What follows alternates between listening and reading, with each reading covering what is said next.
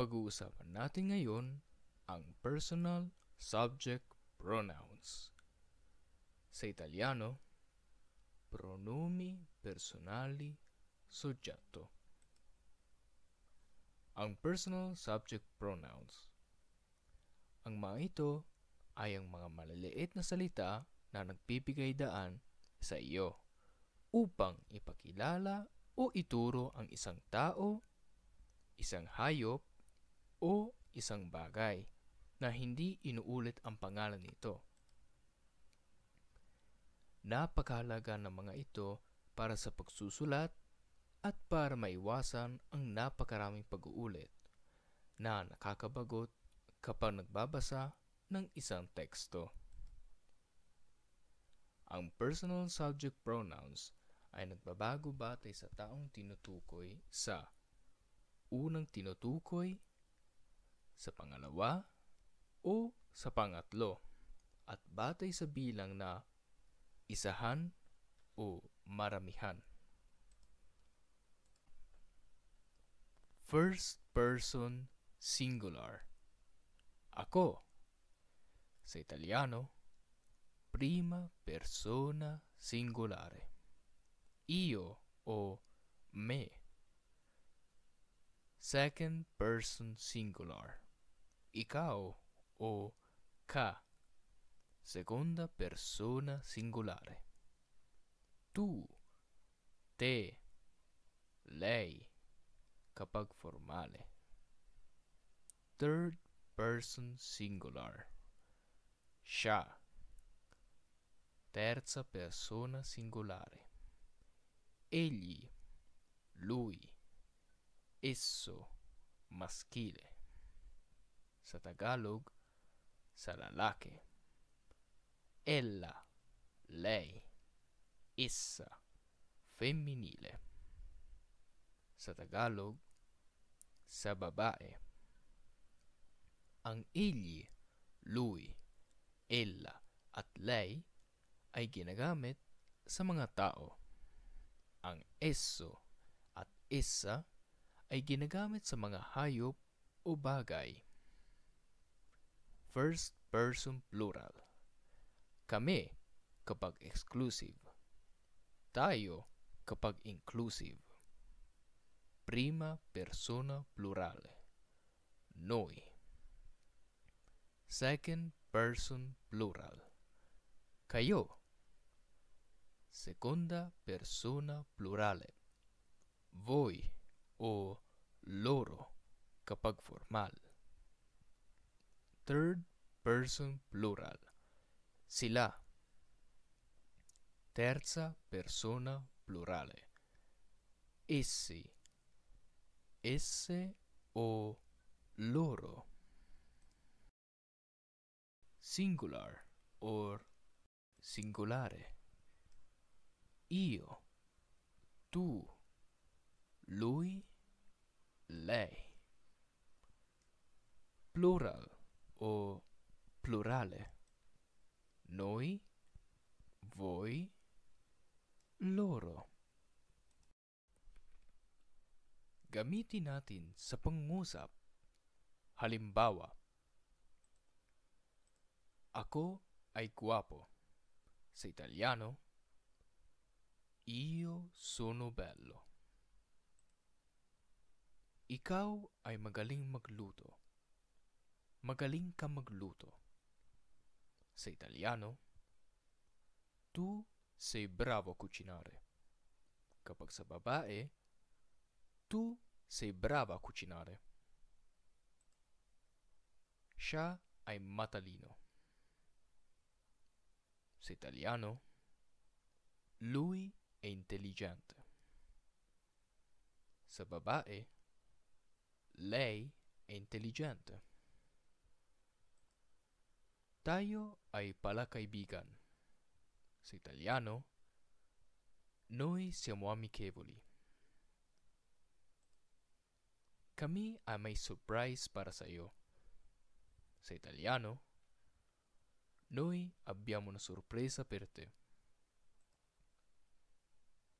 Kayo ay magaling sumayaw. Sa Italiano, Voi siete bravi a ballare. Sila ay masaya. Sa Italiano, loro sono allegri. Tandaan, sa Italiano, attenzione. Sa Italian, ang tu ay ginagamit lang kapag ang kausap ay kaibigan o kapamilya. Kapag naman sa kortesiya, nang ibig sabihin sa Italiano, kagandahang loob o respeto, sa Tagalog, paggalang. Hindi natin pwedeng sabihin ang salitang tu, kundi lei. Pwedeng gamitin sa babae o sa lalaki.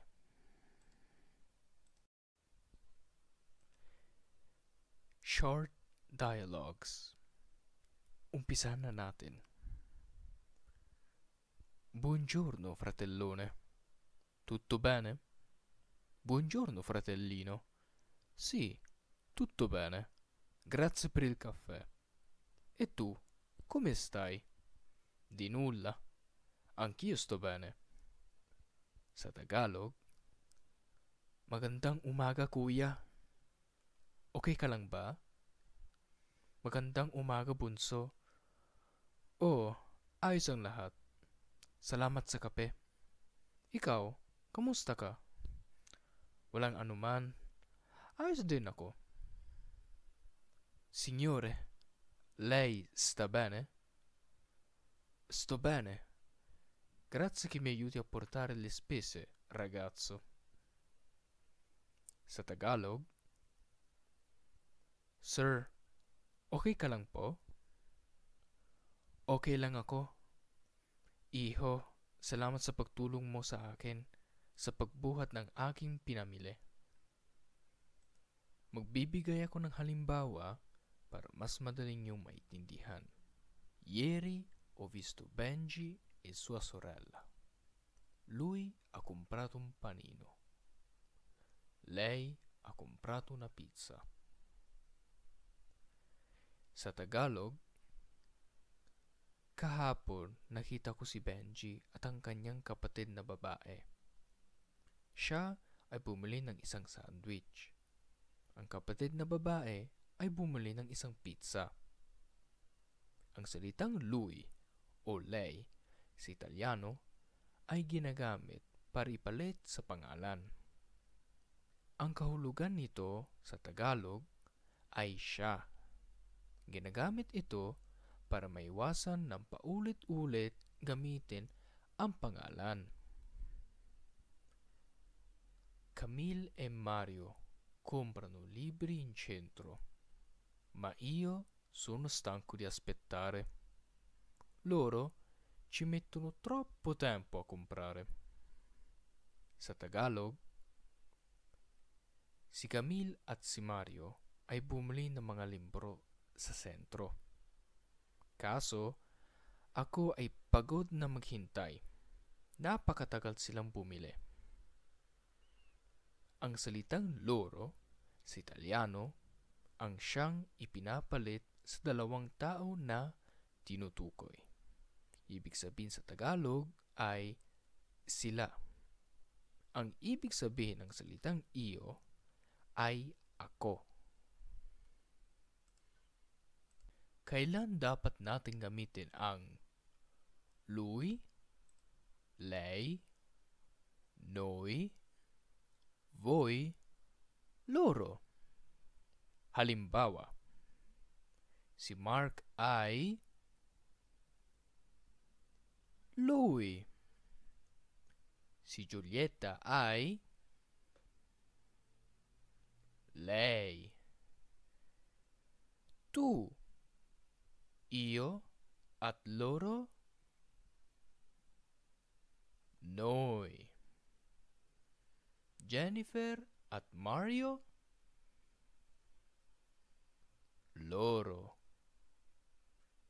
Tu at Benji, voi.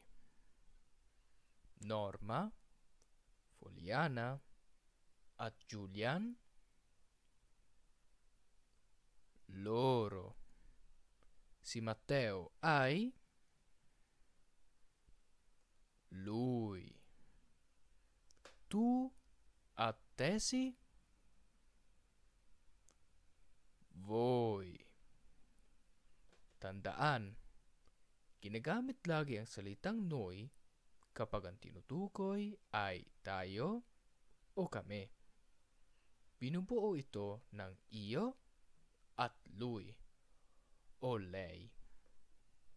Sa salitang voi, kapag ang tinutukoy ay kayo, binubuo ito ng tu at lui o lei. At sa salitang loro, kapag ang tinutukoy naman ay sila. Tandaan, binubuo ito ng lui at lei.